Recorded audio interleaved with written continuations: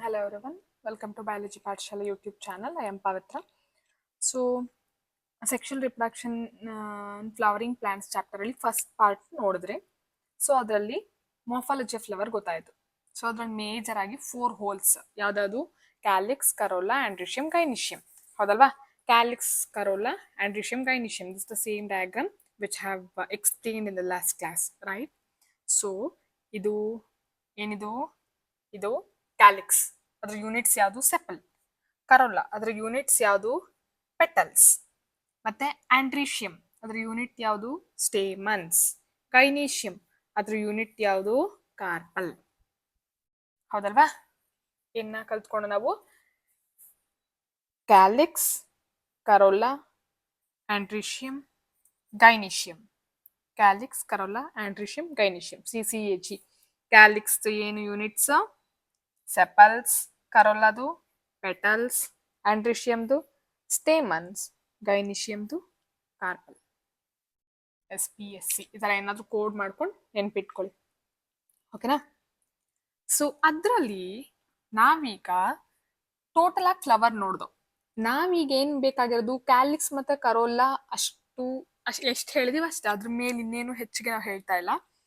Major ಆಗಿ ಹೋಗ್ತಿರೋದು male reproductive organ ಮತ್ತೆ female reproductive organ ಹೇಗಿದೆ ಅಂತ ನೋಡ್ಬೇಕು. ಅದ್ರಲ್ಲಿ ವೆರಿ ಫಸ್ಟ್ ಯಾವುದು? ಮೇಲ್ ರಿಪ್ರೊಡಕ್ಟಿವ್ ಆರ್ಗನ್ ಅಂದ್ರೆ ಯಾವುದು? ಯಾವ್ದ್ರ ಬಗ್ಗೆ? ಆಂಡ್ರಿಷಿಯಂ. ಆಂಡ್ರಿಷಿಯಂ. ಆಂಡ್ರಿಷಿಯಂ ಯೂನಿಟ್ ಯಾವುದು? ಯಾವುದು? ಸ್ಟೇಮನ್ಸ್. ಸ್ಟೇಮನ್ಸ್ ಅಂದ್ರೆ ಇಲ್ಲಿದೆ ನೋಡಿ, ಹೀಗೆ. ಹೌದಲ್ವಾ? ಈ ತರ ಇದೆ.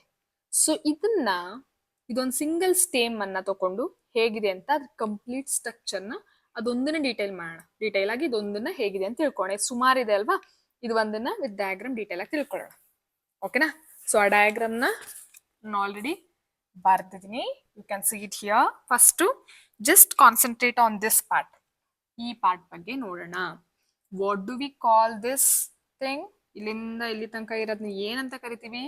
Starting from here and here ಇದನ್ನ ಸ್ಟೇಮನ್ ಅಂತ ಹೇಳ್ತೀವಿ. ಯಾವ್ದ್ರ ಯೂನಿಟ್ ಇದು?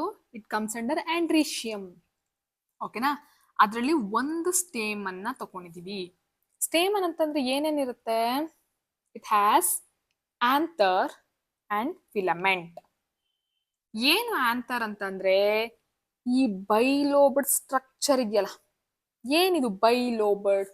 ಇಲ್ಲಿ ಬರ್ದಿದ್ದೀನಿ ನೋಡಿ, ಬೈ ಲೋಬ್ಡ್ ಅಂತ. ಬೈ ಅಂತ ಅಂದ್ರೆ ಗೊತ್ತು ನಿಮಗೆ, ಏನಂತೀವಿ? ಟೂ. ಲೋಬ್. ಲೋಬ್ ಅಂತಂದ್ರೆ ಇಲ್ಲಿ ಎರಡಿದೆ ನೋಡಿ, ಇಲ್ಲಿಂದ ಇಲ್ಲಿ ತನಕ ಒಂದ್ ಲೋಬ್. ಪೆನ್ನಲ್ಲಿ ನಾನು ಡಿಫ್ರೆನ್ಶಿಯೇಟ್ ಮಾಡಕ್ ಗೊತ್ತಾಗಿದೆ, ಒಂದು ಗ್ರೂಪ್ ಬರ್ತಿದ್ದೀನಿ. ಇದಿಷ್ಟು ಒಂದ್ ಲೋಬ್. ಮತ್ತೆ ಇಲ್ಲಿಂದ ಶುರುವಾಗಿ ಇಲ್ಲಿ ತನಕ ಇನ್ನೊಂದು ಲೋಬ್. ಸೊ ಆತರ ಎಷ್ಟು ಲೋಬ್ ಇದೆ? ಅಲ್ಲಿ 2 ಲೋಬ್ ಇದೆ. ಹಾಗಾಗಿ this anther is in bilobed structure. ಓಕೆನಾ? ಸೊ ಆಂಥರ್ ಅಂತ ಹೇಳ್ಬೇಕಾದ್ರೆ ತಲೆಯಲ್ಲಿ ಬಂದ್ಬಿಡ್ಬೇಕು. ಆಮೇಲೆ ಮೇಲ್ ರಿಪ್ರೊಡಕ್ಟಿವ್ ಆರ್ಗನ್ ಹೆಸರೇನು ಅಂತ ಆಂಥರ್ ಅಂತ ಬರೆಯೋದಿಲ್ಲ, ಸ್ಟೇಮನ್. ಸ್ಟೇಮನ್ದು ಒಂದು ಪಾರ್ಟ್ ಆಂಥರ್. ಓಕೆನಾ? ಸೊ ಮನುಷ್ಯನ ದೇಹದಲ್ಲಿ ಮೂಗು ಒಂದ್ ಪಾರ್ಟ್, ತುಟಿನೂ ಇದೆ, ಕೈಯೂ ಇದೆ, ಕಾಲು ಇದೆ. ನೀವು ಬರೀ ಮೂಗು ಮಾತ್ರ ನೆನ್ಪಿಟ್ಕೊಂಡು ಮೂಗುನ್ನೇ ಮನುಷ್ಯ ಅಂತ ಹೇಳೋದಲ್ಲ. ಸೊ ಇದಿಷ್ಟನ್ನ ಸೇರಿ ಈ ಫಿಲಮೆಂಟು ಆಂಥರ್ ಎಲ್ಲ ಸೇರಿ ಸ್ಟೇಮನ್ ಅಂತ ಹೇಳ್ತೀವಿ. ಅದ್ರಲ್ಲಿ ಒಂದ್ ಪಾರ್ಟ್ ಆಂಥರ್. ಆಂಥರ್ ಬಗ್ಗೆ ನಾನೀಗ ಹೇಳ್ತಾ ಇದೀನಿ ಡೀಟೇಲ್ ಆಗಿ ಯಾವ ತರ ಇದೆ ಅದು ಅಂತ. ಯಾವ ತರ ಇದೆ ಅಂತ ಕಂಪ್ಲೀಟ್ ಆಗಿ ಗೊತ್ತಾದ್ರೆ ಅದ್ರಲ್ಲಿ ಹೇಗೆ ಮೇಲ್ ರಿಪ್ರೊಡಕ್ಟಿವ್ ಗ್ಯಾಮೆಟ್, ಮೇಲ್ ಗ್ಯಾಮೆಟ್ ಹೇಗೆ ಪ್ರೊಡ್ಯೂಸ್ ಆಗುತ್ತೆ ಅಂದ್ರೆ ಪೋಲನ್ ಗ್ರೈನ್, ಅದನ್ನ ನೋಡ್ತಾ ಹೋಗ್ತೀವಿ. ಸೊ ಇದು ಬೈಲೋಬಡ್ ಸ್ಟ್ರಕ್ಚರ್. 2 ಲೋಬ್ ಇದೆಯಾ? ನೆಕ್ಸ್ಟ್ ಏನಂತ ಹೇಳಿದೀವಿ? ಡೈಥಿಕಸ್. ಏನಿಲ್ಲಿ ಹೊಸ? ಡೈ ಅಂದ್ರೆ ಅಗೈನ್ ಗೊತ್ತು ನಿಮ್ಗೆ. ಡೈ ಅಂತಂದ್ರೆ 2 ಅಂತ ಗೊತ್ತು. ತೀಖಾ ಅಂತ ಇದೆ. ಏನಿದು ತೀಖಾ ಅಂತಂದ್ರೆ? ತೀಖಾ ಅಂತಂದ್ರೆ ಸ್ಯಾಕ್ ಅಂತ ಅರ್ಥ, ಚೀಲ ಅಂತ ಅರ್ಥ ಮಾಡ್ಕೊಬಹುದು. ಡೈಥಿಕಸ್ 2 ಚೀಲದ ತರ ಸ್ಟ್ರಕ್ಚರ್ ಇದೆ. ಎಲ್ಲಿ ಅಂತಂದ್ರೆ ಈ ಲೋಬ್ ಇದೆ ಅಲ್ವಪ್ಪ, ಇದು ಒಂದ್ ಲೋಬು, ಇದು ಒಂದ್ ಲೋಬು. ಈ ಲೋಬ್ಗಳಲ್ಲಿ 2 ಚೀಲದ ತರ ಸ್ಟ್ರಕ್ಚರ್ಸ್ ಇರುತ್ತೆ ಹೀಗೆ. ಓಕೆನಾ? ಅದನ್ನ ಏನಂತ ಹೇಳ್ತೀವಿ ನಾವು?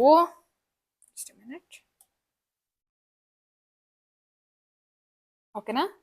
ಡೈಥಿಕಸ್. 2 ತರ ಸ್ಯಾಕ್ ತರ ಸ್ಟ್ರಕ್ಚರ್ ಇರುತ್ತೆ. 2 ತೀಕಾ ಇರುತ್ತೆ, THECA, ತೀಕಾ. 2 ಸ್ಟ್ರಕ್ಚರ್ ಇರುತ್ತೆ ಈ ತರದ್ದು. ಈಚ್ ಲೋಬ್ ಹ್ಯಾಸ್ 2 ತೀಕ, ಹಾಗಾಗಿ ಇದನ್ನ ಡೈತೀಕಸ್ ಅಂತ ಹೇಳ್ತೀವಿ. ಸೊ ಇಲ್ಲಿ ಸೇಲೆಂಟ್ ಫೀಚರ್ಸ್ ಗೊತ್ತಾಗ್ಬಿಡ್ಬೇಕು ನಿಮ್ಗೆ, ಹೇಳ್ತಿರೋದಲ್ಲ ನೆನಪಿರ್ಲಿ. ನೆಕ್ಸ್ಟ್ 4 ಮೈಕ್ರೋಸ್ಪೊರಾಂಜಿಯಾ. 4 ಮೈಕ್ರೋಸ್ಪೊರಾಂಜಿಯಾ ಇರುತ್ತೆ ಅಂತ ಹೇಳ್ತಾ ಇದೀವಿ. ಏನ್ ಮೈಕ್ರೋಸ್ಪೊರಾಂಜಿಯಾ ಅಂತಂದ್ರೆ one which produces sporogenous tissue, spore produce ಮಾಡುವಂಥದ್ದು.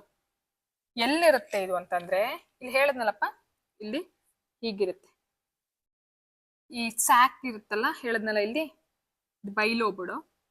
ಬೈಲೋಬಡಲ್ಲಿ ಈಚ್ ಲೋಬ್ ಹ್ಯಾಸ್ 2 ತೀಕ, ಎರಡೆರಡು ಈ ತರ ಸ್ಯಾಕ್ ತರ ಸ್ಟ್ರಕ್ಚರ್ ಇರುತ್ತೆ. ಈ ಸ್ಟ್ರಕ್ಚರ್ಗಳೇ ಎಷ್ಟಾಯ್ತು ಟೋಟಲ್ ಆಗಿ ಆಂತರಲ್ ಅಲ್ಲಿಗೆ? 1 2 3 4 ಮೈಕ್ರೋಸ್ಪೊರಾಂಜಿಯಾ ಇರುತ್ತೆ. ಇದನ್ನ ಮೈಕ್ರೋಸ್ಪೊರಾಂಜಿಯಾ ಅಂತ ಹೇಳ್ತೀವಿ. ಗೊತ್ತಾಗ್ತಾ ಇದೆ ಅಲ್ವಾ? And longitudinal groove separates the ತೀಕ. ಇಲ್ಲಿ ಒಂದು ಲಾಂಗಿಟ್ಯೂಡಿನಲ್ ಗ್ರೂವ್ ಹೀಗೆ ಬರುತ್ತೆ, ಹೀಗೆ ಒಂದು ಉದ್ದಕ್ಕೆ ಒಂದು ಲೈನ್ ತರ ಬರುತ್ತೆ. ಅದು ಈ ತೀಕಾಸ್ನ ಸಪರೇಟ್ ಮಾಡುತ್ತೆ, ಹೀಗೆ ಒಂದ್ರಿಂದ ಮತ್ತೊಂದನ್ನ. ಇಲ್ಲೊಂದು, ಈ ಮೂಲೆಯಲ್ಲೊಂದು, ಈ ಮೂಲೆಯಲ್ಲೊಂದು, ಈ ಮೂಲೆ, ಟೋಟಲ್ ಆಗಿ 4 ಮೈಕ್ರೋಸ್ಪೊರಾಂಜಿಯಾ ಇದೆ. So anther is a bilobed structure, dithecus. It has 4 microsporangia. A longitudinal groove separates the theca. And the stamen has 2 parts. One is anther, other is filament. Together we call it as stamen. ಅರ್ಥ ಆಯ್ತಾ? So ಇದು anther ಹೇಗಿದೆ, ಇದು stamen ಹೇಗಿದೆ ಅಂತ ಗೊತ್ತಾಯ್ತು. ಈಗ ಅದ್ರದ್ದು ಕಟ್ ಸೆಕ್ಷನ್ ಹೇಗಿರುತ್ತೆ ಅಂತ ನೋಡೋಣ. ಅದ್ರ ಡಯಾಗ್ರಾಮ್ ಇಲ್ಲಿ ಬರ್ತಿದ್ದೀನಿ ನಾನು. ಈಗ ಇದನ್ನ ಆಂಥರ್ನ ಹೀಗೆ ಕಟ್ ಮಾಡೋದು ನಾವು ಅಂತ ಅನ್ಕೊಳ್ಳಿ. ಆಗ ಮೇಲ್ಗಡೆಯಿಂದ ಹೇಗ್ ಕಾಣುತ್ತೆ, ಟಾಪ್ ವ್ಯೂ ಹೇಗಿರುತ್ತೆ ಅಂದ್ರೆ ಹೀಗಿರುತ್ತೆ. ಇದು ಸೇಮೆ. ಇದು ನೋಡಿ, ಇದೊಂದು ಲೋಬ, ಇದೊಂದು ಲೋಬ, ಇಲ್ಲಿ ಇಲ್ಲೊಂದು ತೀಕ ಇದೆಯಾ, ಇಲ್ಲೊಂದಿದ್ಯಾ, ಇಲ್ಲೊಂದಿದ್ಯಾ. ಸೊ ಮೈಕ್ರೋಸ್ಪೊರಾಂಜಿಯಾ ಅಂತಂದ್ರೆ ಮೈಕ್ರೋಸ್ಪೊರಾಂಜಿಯಾ 1 2 3 4 4 ಮೈಕ್ರೋಸ್ಪೊರಾಂಜಿಯಾ ಇದೆ. ಸೊ ಇಲ್ಲಿ ಅದ್ರೊಳಗಡೆ ಏನಿರುತ್ತೆ, ಪೋಲನ್ ಗ್ರೇನ್ಸ್ ಇರುತ್ತೆ. ಅಂಡ್ ಈ ಮೈಕ್ರೋಸ್ಪೊರಾಂಜಿಯಾನ ಲೇಟರ್ ನಾವ್ ಏನಂತ ಕರಿತೀವಿ ಅಂತಂದ್ರೆ, ಮೆಚೂರ್ ಆದ್ಮೇಲೆ ಪೋಲನ್ ಸ್ಯಾಕ್ ಅಂತ ಹೇಳ್ತೀವಿ. ಸ್ಯಾಕ್ ಅಂದ್ರೆ ಚೀಲ, ಪೋಲನ್ ತುಂಬಿಕೊಂಡಿರುವಂತ ಚೀಲ. ಪೋಲನ್ ಅಂದ್ರೆ ಗೊತ್ತು, ಮೇಲ್ ಗ್ಯಾಮೆಟ್. ಓಕೆನಾ? ಮೇಲ್ ಗ್ಯಾಮೆಟ್ ನ ಪೋಲನ್ ಅಂತ ಹೇಳ್ತೀವಿ, ಪೋಲನ್ ಗ್ರೈನ್ ಅಂತ. ಆ ಪೋಲನ್ ಗ್ರೈನ್ ತುಂಬಿಕೊಂಡಿರುವಂತ ಚೀಲನ ಪೋಲನ್ ಸ್ಯಾಕ್ ಅಂತ ಹೇಳ್ತೀವಿ. ಈ ಪೋಲನ್ ಸ್ಯಾಕ್ ಎಲ್ಲಿಂದ ಬಂತು ಅಂತಂದ್ರೆ ಮೈಕ್ರೋಸ್ಪೊರಾಂಜಿಯಾ ಅಂತ ಹೇಳದ್ನಲ್ಲ, ಅದೇ ನೆಕ್ಸ್ಟ್ ಡೆವಲಪ್ ಆಗಿ ಮೆಚೂರ್ ಆಗಿ ಪೋಲನ್ ಸ್ಯಾಕ್ ಆಗೋದು. ಅದ್ರೊಳಗಡೆ ಪೋಲನ್ ಗ್ರೈನ್ಸ್ ಇದೆ. ಈ ಪೋಲನ್ ಗ್ರೈನ್ಸ್ ಇದ್ರೊಳಗಡೆ ತುಂಬಿಕೊಂಡು ಹೀಗೆ ಉದ್ದಕ್ಕೂ ಇರುತ್ತೆ. ಹೀಗೆ ನಾವು ಕಟ್ ಮಾಡಿದಾಗ ಮೇಲ್ಗಡೆ ಮಾತ್ರ ನಮ್ಗೆ ಕಾಣುತ್ತೆ ಅಲ್ವಾ, ಮೇಲ್ಗಡೆ ಕಾಣ್ತಿರೋ ರೀಜನ್ ಮಾತ್ರ ಇಲ್ಲಿ ನಾವು ತೋರಿಸಿದೆ. ಓಕೆನಾ? ಇದೊಂದು 3 ಡೈಮೆನ್ಷನಲ್ ಕಟ್ ಸೆಕ್ಷನ್. ಇದು ಆಂಥರ್ನ ಕಟ್ ಮಾಡಿದ್ರೆ ಹೀಗೆ ಕಾಣುತ್ತೆ, ಇಲ್ಲೆಲ್ಲ ಪೋಲನ್ ಗ್ರೈನ್ಸ್ ಇರುತ್ತೆ. ಸೊ ಇನ್ನೊಂದು ಡಯಾಗ್ರಾಮ್ ಬರ್ತಿದ್ದೀನಿ ನೋಡಿ, ಇಲ್ಲಿ ಅರ್ಥ ಆಗುತ್ತೆ ನಿಮಗೆ. ಈ ಡಯಾಗ್ರಾಮ್ ನೋಡಿ. ಸೊ ಈ ತರ ಕಟ್ ಮಾಡಿದ್ರೆ ನಮ್ಗೆ ಟೋಟಲ್ ಆಗಿ 4 ಮೈಕ್ರೋಸ್ಪೊರಾಂಜಿಯಾ ಕಾಣುತ್ತೆ. ಈ ಮೈಕ್ರೋಸ್ಪೊರಾಂಜಿಯಾನೇ ಲೇಟರ್ ಬಿಕಮ್ಸ್ ಪೋಲನ್ ಸ್ಯಾಕ್. ಇದ್ರ ನೆಕ್ಸ್ಟ್ ಇದೆ ಮೆಚೂರ್ ಆಗಿ ಪೋಲನ್ ಸ್ಯಾಕ್ ಆಗುತ್ತೆ. ಯಾಕೆ? ಇದ್ರೊಳಗಡೆಯಿಂದನೇ ಈ ಮೈಕ್ರೋಸ್ಪೊರಾಂಜಿಯಾ ಇದೆಯಲ್ಲ, ಹೀಗೆ ಇದ್ರ ಚೀಲದ ತರ ಇದೆಯಲ್ಲ, ಇದ್ರೊಳಗಡೆನೆ ಪೋಲನ್ಸ್ ಡೆವಲಪ್ ಆಗೋದು. ಸರಿನಾ? ಸೊ ಇದಾಯ್ತು. ನೆಕ್ಸ್ಟ್ ಇದೊಂದು ಡಯಾಗ್ರಾಮ್ ಬರ್ದಿದ್ದೀನಿ, ಹೇಗಿದೆ ಸ್ಟ್ರಕ್ಚರು ಅಂತ ಅರ್ಥ ಮಾಡ್ಕೊಳ್ಳೋದಕ್ಕೆ. ಈ ಡಯಾಗ್ರಾಮ್ ನೋಡಿ. ಯಾವ್ದಪ್ಪ ಈ ಡಯಾಗ್ರಾಮ್ ಅಂತಂದ್ರೆ, ಇದು ಕೂಡ TS ಆಫ್ ಯಂಗ್ ಆಂಥರ್. ಆಂಥರ್ದ TS ಟ್ರಾನ್ಸ್ಫರ್ ಸೆಕ್ಷನ್ ಯಾವ ತರ ಇರುತ್ತೆ ಅಂತ ಇಲ್ಲಿದೆ ಅಲ್ವಾ. 1 2 3 4. ಸೊ ಈಗ ಇಲ್ಲಿ ಬರೆದಿದೆ ನೋಡಿ, ಟೋಟಲ್ ಆಗಿ ಇಲ್ಲಿ ಎಷ್ಟು ಲೇಯರ್ಸ್ ಇದೆ ನಾವು ಗಮನಿಸಿದ್ರೆ, ಫಸ್ಟ್ ಒಂದು ಔಟರ್ ಲೇಯರ್ ಇದೆ ನೋಡಿ, ಇಲ್ಲಿ 1 2 3 4 5 ತರ ಡಿಫ್ರೆಂಟ್ ಲೇಯರ್ಸ್ ಇದೆಯಲ್ಲ. ಈ ಡಯಾಗ್ರಾಮ್ ಇಂಪಾರ್ಟೆಂಟ್. ಈ ಡಯಾಗ್ರಾಮ್ ಕಲಿಬೇಕಾಗುತ್ತೆ, ನಿಮ್ಮ NCERT ಬುಕ್ ನಲ್ಲಿ ಇದೆ. ನಾನು ಎಕ್ಸ್ಪ್ಲೇನ್ ಮಾಡ್ತೀನಿ, ಫಸ್ಟ್ ನೋಡ್ಕೊಳ್ಳಿ. ಔಟರ್ ಮೋಸ್ಟ್ ಲೇಯರ್ ಇದೆಯಲ್ಲ, ಔಟರ್ ಮೋಸ್ಟ್ ಆಚೆ ಕಡೆ ಇದೆಯಲ್ಲ, ಇದನ್ನ ಎಪಿಡರ್ಮಿಸ್ ಅಂತ ಹೇಳ್ತೀವಿ. ಓಕೆನಾ? ಇದಾದ್ಮೇಲೆ ಎಪಿಡರ್ಮಿಸ್ ಆದ್ಮೇಲೆ ಇಲ್ಲಿಂದ ಇಲ್ಲಿ ತನಕ ಇದೆಯಲ್ಲ, ಇದನ್ನ ಈ ರೀಜನ್ ಇದೆಯಲ್ಲ, ಇದನ್ನ ಎಂಡೋಥೀಶಿಯಂ ಅಂತ ಹೇಳ್ತೀವಿ. ಓಕೆನಾ? ಈ ಎಂಡೋಥೀಶಿಯಂ ಆದ್ಮೇಲೆ ನೆಕ್ಸ್ಟ್ ಇರೋದು ಮಿಡಲ್ ಲೇಯರ್ಸ್. ಇದ್ರ ಕೆಲಸ ಎಲ್ಲ ಏನಪ್ಪಾ ಅಂತಂದ್ರೆ, ಈಗ ಅರ್ಥ ಮಾಡ್ಕೊಳ್ಳಿ. ಇದ್ ನೋಡಿ, ಇಲ್ಲಿ ಮೈಕ್ರೋಸ್ಪೊರಾಂಜಿಯಾ ಇದೆ. ಈ ಮೈಕ್ರೋಸ್ಪೊರಾಂಜಿಯಾ ಒಳಗಡೆ ನೆಕ್ಸ್ಟ್ ಅದ್ ಏನಾಗುತ್ತೆ, ಪೋಲನ್ ಸ್ಯಾಕ್ ಆಗುತ್ತೆ. ಅದ್ರೊಳಗಡೆ ಪೋಲನ್ಸ್ ಅಂತಂದ್ರೆ ಮೇಲ್ ಗ್ಯಾಮೆಟ್ ಡೆವಲಪ್ ಆಗುತ್ತೆ. ಅದು ಹೊಸದಾಗಿ ಡೆವಲಪ್ ಆಗ್ಬೇಕು ಅಂತಂದ್ರೆ ಅದಕ್ಕೆ ಪ್ರೊಟೆಕ್ಷನ್ ಕೂಡ ಬೇಕು, ಆಚೆ ಕಡೆ ಎನ್ವಿರಾನ್ಮೆಂಟ್ ಇಂದ, ಮತ್ತೆ ಅದು ಕರೆಕ್ಟ್ ಆಗಿ ಬೆಳೆಯೋದಕ್ಕೆ ಒಳ್ಳೆ ಪೋಷಕಾಂಶನೂ ಬೇಕು, ಹೌದಲ್ವಾ? ಒಂದ್ ಮಗು ಬೆಳೆಯುತ್ತೆ ಅಂತಂದ್ರೆ ಅದಕ್ಕೆ ಬೆಚ್ಚಗಿನ ವಾತಾವರಣನೂ ಬೇಕು, ಹಾಗೆ ಅದಕ್ಕೆ ಬೇಕಾಗಿರೋ ಊಟ ತಿಂಡಿ ಹಾಲು ಈ ತರದ್ದು ಬೇಕು. ಅದೇ ತರ ಇಲ್ಲಿ ಡೆವಲಪ್ ಆಗ್ತಾ ಇದೆ, ಪೋಲನ್ಸ್ ಡೆವಲಪ್ ಆಗುತ್ತೆ ಅಂತಂದ್ರೆ ಇದಕ್ಕೆ ಒಂದು ಪ್ರೊಟೆಕ್ಷನ್ ಕೊಡೋದಕ್ಕೋಸ್ಕರ ಈ ಫಸ್ಟ್ 3 ಲೇಯರ್ಸ್ ಇದೆ. Excuse me. ಫಸ್ಟ್ 3 ಲೇಯರ್ಸ್ ಯಾವುದು ಅಂದ್ರೆ epidermis, endothecium, middle layers.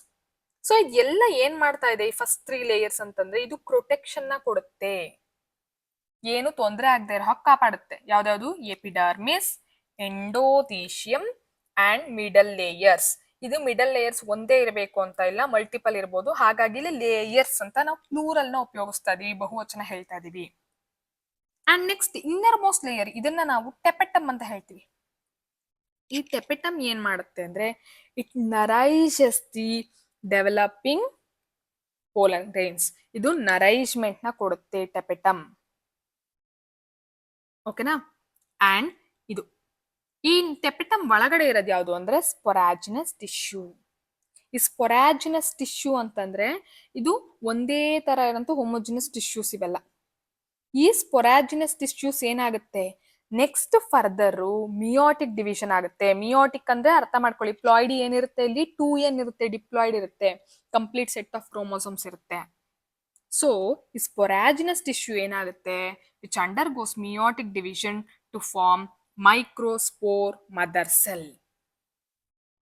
Microspore mother cell ಆಗಿ ನೆಕ್ಸ್ಟ್ ಪ್ರೊಡ್ಯೂಸ್ ಆಗುತ್ತೆ, ಅದರಿಂದ ಸ್ಪೋರ್ಸ್ ಡೆವಲಪ್ ಆಗುತ್ತೆ. ಕಾನ್ಸೆಪ್ಟ್ ಅರ್ಥ ಮಾಡ್ಕೊಳ್ಳಿ, ಇಲ್ಲಿ ಕ್ಲಿಯರ್, ಏನು ಡೌಟ್ ಇಲ್ಲ.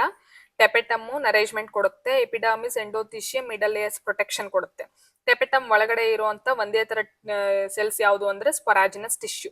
ಈ ಸ್ಪೊರಾಜಿನಸ್ ಟಿಶ್ಯೂ ಮಿಯೋಟಿಕ್ ಡಿವಿಷನ್ ಆಗಿ ಅದೇ ರಿಡಕ್ಷನಲ್ ಡಿವಿಷನ್ ಆಗಿ ಏನ್ ಕೊಡುತ್ತೆ, ಮೈಕ್ರೋಸ್ಪೋರ್ ಮದರ್ ಸೆಲ್ ಕೊಡುತ್ತೆ. ಈ ಮೈಕ್ರೋಸ್ಪೋರ್ಗೆ ಮದರ್ ಸೆಲ್ಗೆ ಇನ್ನೂ ಒಂದು ಹೆಸರಿದೆ, ಏನಂತ ಹೇಳ್ತೀವಿ ಅಂತಂದ್ರೆ ಪೋಲನ್ ಮದರ್ ಸೆಲ್ ಅಂತ ಕೂಡ ಹೇಳ್ತೀವಿ. ಮೈಕ್ರೋಸ್ಪೋರ್ ಮದರ್ ಸೆಲ್ ಅಂದ್ರೂ ಒಂದೇ, ಪೋಲನ್ ಮದರ್ ಸೆಲ್ ಅಂದ್ರೂ ಒಂದೇ. ಸೊ ಏನ್ನ ಪ್ರೊಡ್ಯೂಸ್ ಮಾಡುತ್ತೆ, ಪೋಲನ್ ಮದರ್ ಸೆಲ್ ಅಂದ್ರೆ ಏನು, ಹೆಸರೇ ಹೇಳ್ತಾ ಇದ್ದೆ, ಪೋಲನ್ಗೆ ಅಮ್ಮ ಇದು ಅಂತಂದ್ರೆ ಇದು ಏನ್ ಪ್ರೊಡ್ಯೂಸ್ ಮಾಡುತ್ತೆ, ಪೋಲನ್ ಅನ್ನ ಪ್ರೊಡ್ಯೂಸ್ ಮಾಡುತ್ತೆ. ಪೋಲನ್ ಅಂತಂದ್ರೆ ಏನು, ಮೇಲ್ ಗ್ಯಾಮೆಟ್. ಏನಿದು, ಮೇಲ್ ಗ್ಯಾಮೆಟ್. ಓಕೆ, ಸೊ ಅದೇ ಡಯಾಗ್ರಾಮು ಒಂದ್ ಎನ್ಲಾರ್ಜ್ಡ್ ಇದೆ, ಯಾವ ತರ ಇರುತ್ತೆ ಲೇಯರ್ಸ್ ಅಂತ ತಿಳ್ಕೊಳ್ಳೋದಕ್ಕೆ. ಸೊ ನಿಮ್ಗೆ ಅರ್ಥ ಆಗೋದಕ್ಕೋಸ್ಕರ ಡಿಫ್ರೆಂಟ್ ಕಲರ್ಸ್ ಅಲ್ಲಿ ಹೇಳಿದೀನಿ ನೋಡಿ. So very first layers epidermis, ಅದಾದ್ಮೇಲೆ ಒಳಗಡೆ ಇರೋದು ಎಂಡೋಥೀಶಿಯಂ. ಓಕೆ, ನೆಕ್ಸ್ಟ್ ಇಲ್ಲಿರೋದು ಈ ಸ್ಕೈ ಬ್ಲೂ ಅಲ್ಲಿ ಇರೋದು middle layers.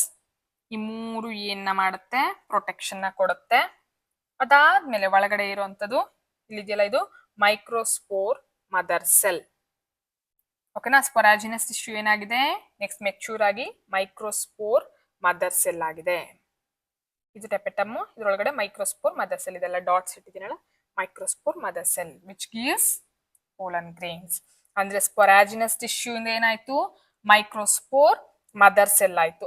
Microspore mother cell ಇಂದ ಏನ್ ಬರುತ್ತೆ, ಮೈಕ್ರೋಸ್ಪೋರ್ಸ್ ಅಂತಂದ್ರೆ ಪೋಲನ್ ಗ್ರೇನ್ಸ್ ಬರುತ್ತೆ.